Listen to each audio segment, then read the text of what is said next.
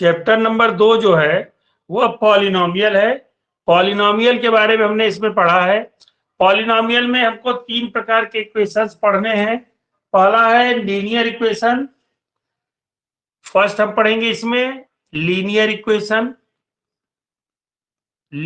Equation. दूसरा हम पढ़ेंगे क्वाड्रेटिक इक्वेशन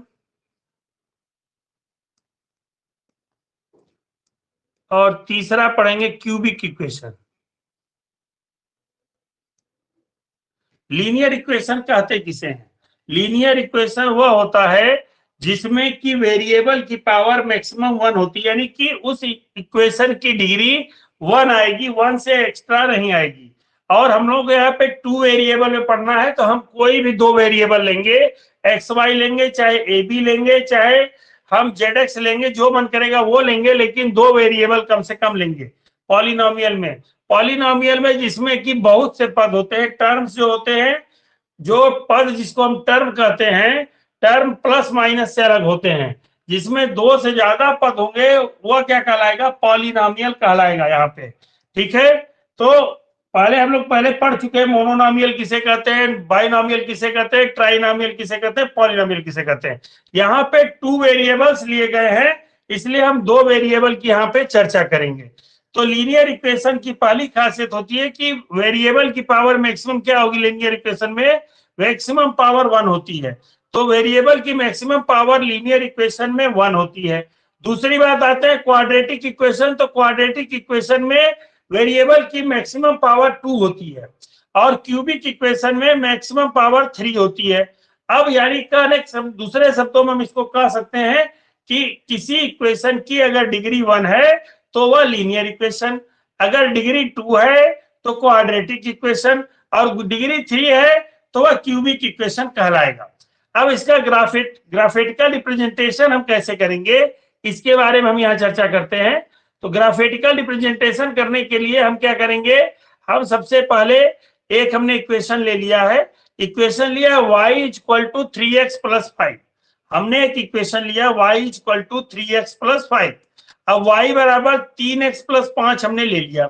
अब इसमें क्या करना है? हमें पहले एक्स वाई की ये हम देखते हैं कि पहले चेक करेंगे कि ये लीनियर है कि क्वाड्रेटिक है कि क्यूबिक है। तो हमने यहाँ पे देखा कि इसकी वेरिएबल की मैक्सिमम पावर 1 आ रही है। यहाँ पे भी y की पावर 1 है, x की पावर 1 है, यानी वेरिएबल की मैक्सिमम पावर 1 आ रही है। मैक्सिमम पावर 1 आने से हमने मान लिया ये लीनियर इक्वेशन है। एक लाइन को रिप्रेजेंट करेगा। लाइन को रिप्रेजेंट करने के लिए कम से कम 3 बिंदुओं की जरूरत होगी। 3 पॉइंट्स अगर हम क्या कहते हैं कि किसी भी तरह से अगर ले लेते हैं तो हम वहां पे लाइन का रिप्रेजेंटेशन कर सकते हैं। तो यहाँ पे हमने x और y के लिए मान लेना चालू किया। अब हमको चूंकि y का मान x के पदों में दिया है तो x की वैल्यू रखते जाएंगे, y का मान आता जाएगा। जैसे हमने x की वैल्यू 1 रखी समीकरण में, तो ये क्या होगा? 3 × 1 + 5, तो 5 3 8 आ गया। तो हमने लिखा 1,8। 1,8 हमारा फर्स्ट कोऑर्डिनेट आ गया।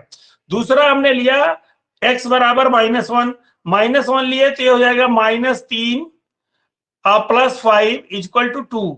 तो ये क्या आ गया कि -1 लेने पे हमारा 2 इसका आंसर आ गया y का। अब x का मान 0 लेते हैं तो ये हो जाएगा 0 + 5 = 5। तो ये हो गया 0,5। हमने क्या किया? इन पॉइंट्स को बना लिया, x एक्सिस बनाया और y एक्सिस बनाया। ये x एक्सिस खींचा और y एक्सिस खींचा, उस पे हमने पॉइंट्स ले लिए। पॉइंट्स हमने जो जो निकाले 1,8, 1,8 कहाँ पे आया? हमारा 1 यहाँ पे था और 8 ऊपर आया था, तो हम ऊपर उसको लेके चले गए। और दूसरा है हमारा -1,2, तो -1,2 हम लेके गए। ठीक है, और तीसरा हमने खींचा इसी तरह, और तीनों को मिलाते हुए जो रेखा खींची वो हमारी क्या हो गई? ये लाइन जो थी ये 3x + 5, y बराबर 3x + 5 को रिप्रेजेंट करने लगी। ये लीनियर इक्वेशन से हमारा हो गया। सेकेंड वाला हम देखते हैं। हमने एक और लिया इक्वेशन x बराबर 5 - 2y। 5 - 2y हमने लिया। तो अब हम क्या करेंगे? y की वैल्यू रखेंगे। y की वैल्यू हमने 0 रखा तो हमारे पास x की वैल्यू 5 आ गई। फिर y की वैल्यू 1 रखा तो x की वैल्यू 3 आ गई। y की वैल्यू 2 रखा तो x की वैल्यू 1 आ गई। हमने क्या किया? लीनियर इक्वेशन खींचने के लिए x और y बना लिए।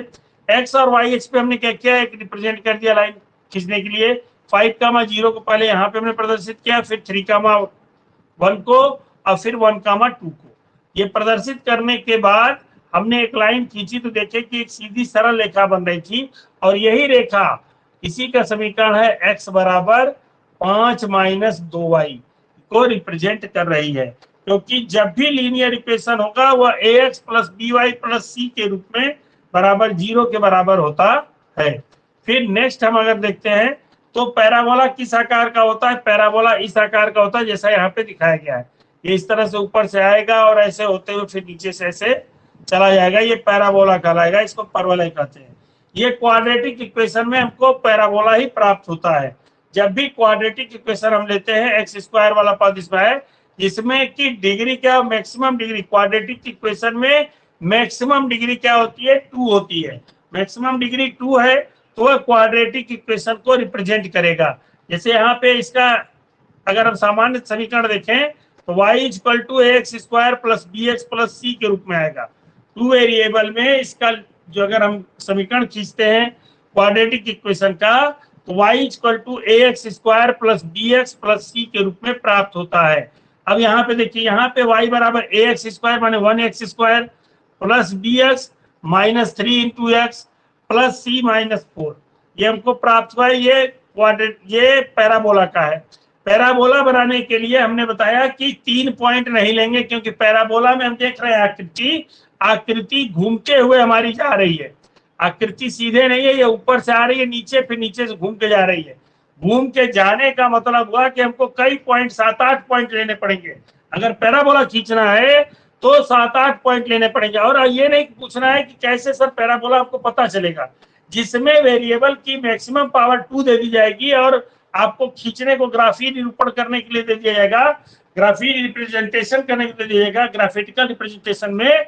तो उस कंडीशन में आपको ऑटोमेटिक पता हो जाना चाहिए कि जिस भी समीकरण की डिग्री 2 है वह पैराबोला का फॉर्मेशन कर रहा है।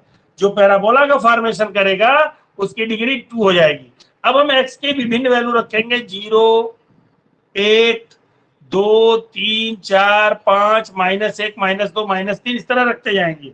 तो हमको y के विभिन्न मान मिलते हैं, -4, -6, -6, -4, 0, -6, 0, 6, ये मिलते जाएंगे। तो हम क्या करेंगे, इन बिंदुओं को जगह जगह प्लॉट करेंगे। अब प्लॉट करके जब मिलाएंगे तो हमारा जो यहाँ पे पैराबोला बना इस तरह का, ये पैराबोला बनके इस तरह का तैयार हो जाएगा। आई बात समझे? तो ये क्वाड्रेटिक इक्वेशन की कंडीशन रही। अगला आपकी एक्सरसाइज 2.1 है। इसमें बताना है कि कितने जीरोज होंगे। जीरोज का माने होता है कि वह बिंदु जिसका मान रख देने पर उसका समीकरण का मान 0 हो जाए।